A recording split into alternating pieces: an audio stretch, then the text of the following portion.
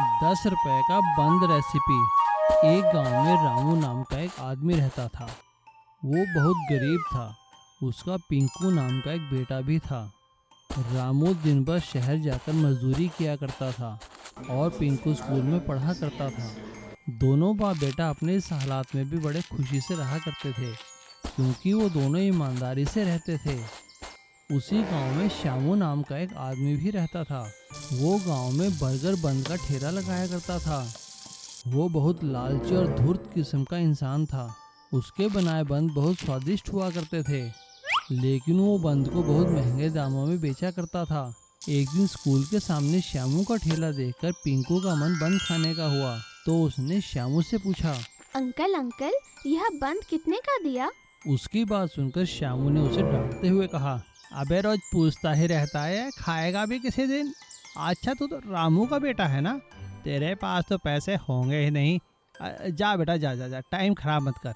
उसकी बात सुनकर पिंकू बड़े ही मायूस होकर घर आ गया और रात को उसे मायूस देखकर रामू ने उससे पूछा, क्या बात है पिंकू बेटा, इतने उदास क्यों हो?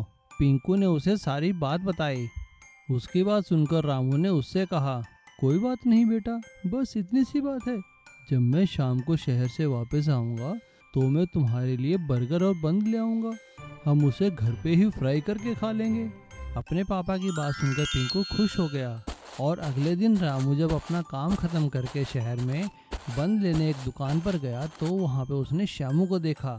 अरे ये श्यामू यहाँ क्या कर रहा है, चलो इसका पीछा करता हूँ। रामू श्यामू के पीछे हो गया। उसने देखा कि श्यामू ने एक बर्गर की बंद की दुकान से बहुत सारे बर्गर खरीदे और वो भी बिल्कुल सस्ते में। और उसके बाद श्यामू थोड़ी दूरी पर एक दुकान में गया और उसने वहाँ से केमिकल की एक शीशी खरीदी। दुकान वाले ने उससे पूछा, भाई श्यामू, कैसा चल रहा है तेरा धंधा? अरे सही चल रहा है दादाजी, ये तो बस आपके केमिकल का कमाल है कि 5 रुपए वाला बंद फुलाकर इतना बड़ा हो जाता है कि मैं 50 में बेचता हूँ। उन दोनों की बात सुनकर रामू समझ गया था कि श्यामू बच्चों को केमिकल वाला बंद खिला रहा है। रामू अपने बेटे पिंकू के लिए ढेर सारे बंद लेकर घर आ जाता है और उसे वो बड़े ही स्वादिष्ट बंद घर में बनाकर खिलाता है। बंद खाने के बाद पिंकू अपने पापा से कहता है, थैंक यू पापा, लेकिन यह बंद तो श्यामू चाचा के बंद से बहुत छोटे हैं। पिंकू की बात सुनकर रामू पिंकू को सारी बात बताता है। पापा की बात सुनकर पिंकू उनसे कहता है, पापा, तब तो हमें श्यामू चाचा को सबक सिखाना चाहिए। अब चलिए मेरे साथ स्कूल, हम मास्टर जी को सारी बात बताते हैं। अगले दिन रामू पिंकू के साथ स्कूल जाकर स्कूल के हेडमास्टर जी को सारी बात बताता है। क्योंकि श्यामू का ठेला स्कूल के बाहर ही लगा करता था, तो इसीलिए हेडमास्टर साहब को बहुत गुस्सा आता है और वो जाकर हेल्थ डिपार्टमेंट और पुलिस को कंप्लेन कर देते हैं। हेल्थ डिपार्टमेंट पुलिस के साथ मिलकर श्यामू के ठेले पर छापा मारते हैं और उन्हें वहाँ से ढेर सारे बर्गर और केमिकल मिलता है। वो श्यामू को जेल में बंद कर देते हैं। श्यामू के पकड़े जाने के बाद पिंकू अपने पापा से कहता है, पापा पापा, आप भी तो स्वादिष्ट बर्गर बंद बनाते हैं, क्यों ना हम बच्चों को भी ये खिलाएं? और हाँ, उनसे पैसे जरूर ले लेना। अपने बेटे पिंकू की बात मानकर रामू जब भी उसके पास काम नहीं होता था, स्कूल के बाहर 10 रुपए का बर्गर बंद बेचा करता था, और वो भी एकदम साफ सुथरा और बिना केमिकल की मिलावट के। Chicken leg piece recipe. एक गांव में चंगू और मंगू नाम के 2 दोस्त रहते थे।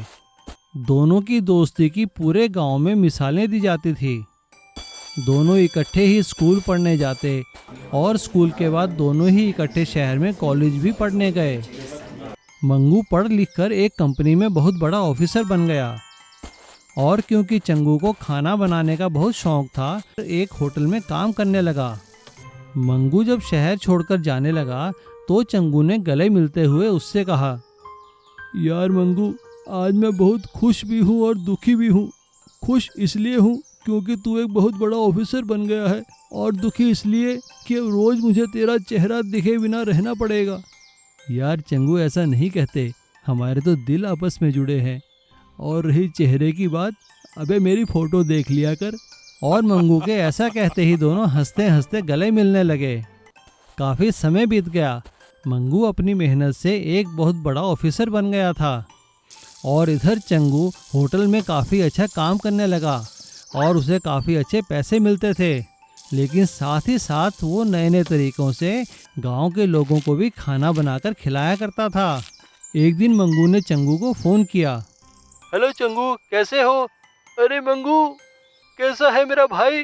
आज बड़े दिनों बाद मेरी याद आई। चंगू, तुझे शहर आना है मेरे पास। मेरी बहुत बड़ी तरक्की हुई है और मैं सभी ऑफिस वालों को पार्टी दे रहा हूँ। क्या कहा? तरक्की?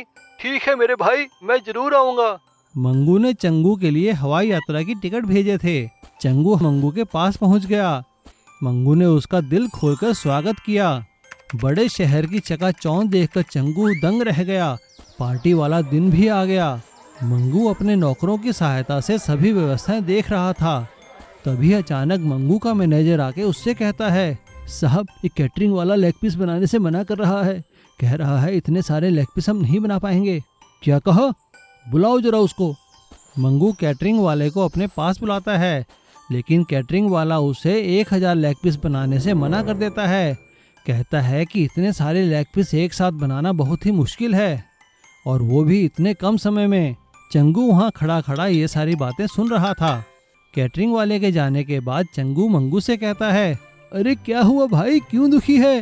मंगू उसे सारी बात बताता है। बस इतनी सी बात? कहाँ है रसोई? मंगू उसे अपने साथ वहाँ की किचन में लेके जाता है। मंगू, तू जाकर मेहमानों को देख, और लेग पीस समय पर टेबल पे पहुँच जाएंगे, तू फिक्र मत कर।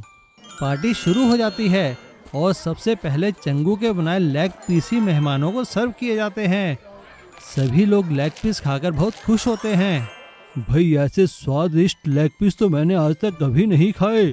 क्यों मिस्टर वर्मा? हाँ हाँ, बिल्कुल सही कह रहे हैं शर्मा जी।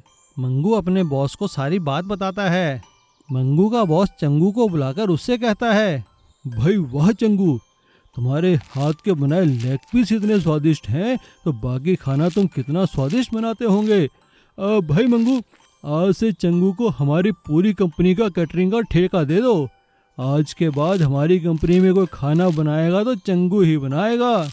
और इस तरह से चिकन लेग पीस की रेसिपी के कारण चंगू को बहुत बड़ी कंपनियों से खाना बनाने का कॉन्ट्रैक्ट मिल जाता है, और वो अपने दोस्त मंगू का बहुत बहुत धन्यवाद करता है, और दोनों दोस्त फिर से गले मिलकर खुश हो जाते हैं।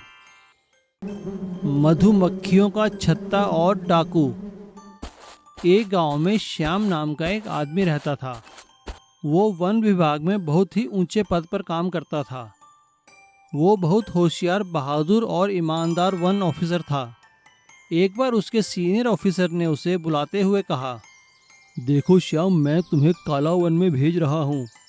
वहाँ पर डाकू चंगू राम का आतंक फैला है और वो जंगल से वन संपदा काट काट कर बेच रहा है। तुम्हें वहाँ जाकर उसे काबू करना होगा। जी सर, जैसी आपकी आज्ञा। और अगले ही दिन श्याम काला वन के लिए निकल पड़ता है और वहाँ जाकर देखता है कि सभी लोग चंगू डाकू से बहुत डरे हुए थे और उसका वहाँ बहुत आतंक था। लेकिन श्याम अपनी सूझबूझ से चंगू डाकू के कामों पर काफ़ी हद तक काबू पा लेता है। ये देखकर चंगू डाकू बहुत गुस्सा होता है। कौन है वो नया ऑफिसर? उसे सबक सिखाना ही होगा। चलो आज ही हमला करते हैं। अरे नहीं सरदार, अभी तो वो अपने घर गया हुआ है, जब वापस आएगा तब देख लेंगे। ठीक है। श्याम अपने बीवी और बच्चे से मिलने अपने घर आया हुआ था। उसके बेटे चिंटू की स्कूल की छुट्टियां थी और वो भी श्याम के साथ जाने के लिए जिद करने लगा। श्याम और उसकी बीवी चिंटू को बहुत समझाते हैं, लेकिन चिंटू जिद करता है और श्याम उसे अपने साथ ले आता है, लेकिन उसे समझाता है कि वो घर के आसपास ही रहे, क्योंकि यहाँ जंगल में बहुत खतरनाक जंगली जानवर भी हैं।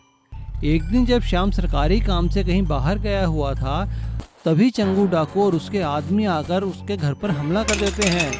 लेकिन श्याम को वहाँ ना पाकर वो बहुत गुस्से होता है और गुस्से में चिंटू को उठाकर ले जाता है। चलो उठा लो इसके बच्चे को, अपने आप आएगा वो पीछे पीछे। चंगू और उसके साथी चिंटू को उठाकर अपने अड्डे पर ले जाते हैं।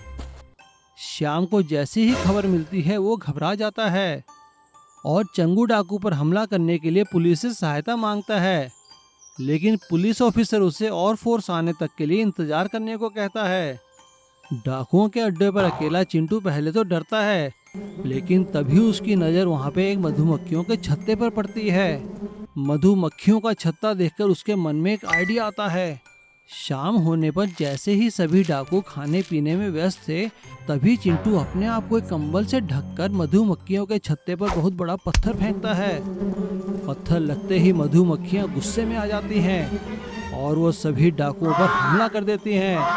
मधुमक्खियों का हमला होता देखकर डाकू घबरा जाते हैं और उनके डंक से बचने के लिए इधर उधर भागने लगते हैं। मधुमक्खियां चंगू डाकू को भी घेर लेती हैं। अरे बचाओ बचाओ बचाओ, हटाओ कोई इनको। और चिंटू मौका देखकर वहां से फरार होकर अपने घर की तरफ भागने लगता है। तभी आधे रास्ते में उसे अपने पापा और पुलिस मिलती है। चिंटू उन्हें डाकुओं के अड्डे के बारे में बताता है। पुलिस डाकुओं के अड्डे को घेर लेती है, लेकिन पुलिस का आधा काम तो मधुमक्खियों ने ही कर दिया था। पुलिस को सभी डाकू घायल अवस्था में मिलते हैं और इस तरह चिंटू की सूझबूझ और मधुमक्खियों के छत्ते की सहायता से चंगू डाकू का आतंक खत्म हो जाता है और सभी लोग चिंटू की बहुत तारीफ करते हैं।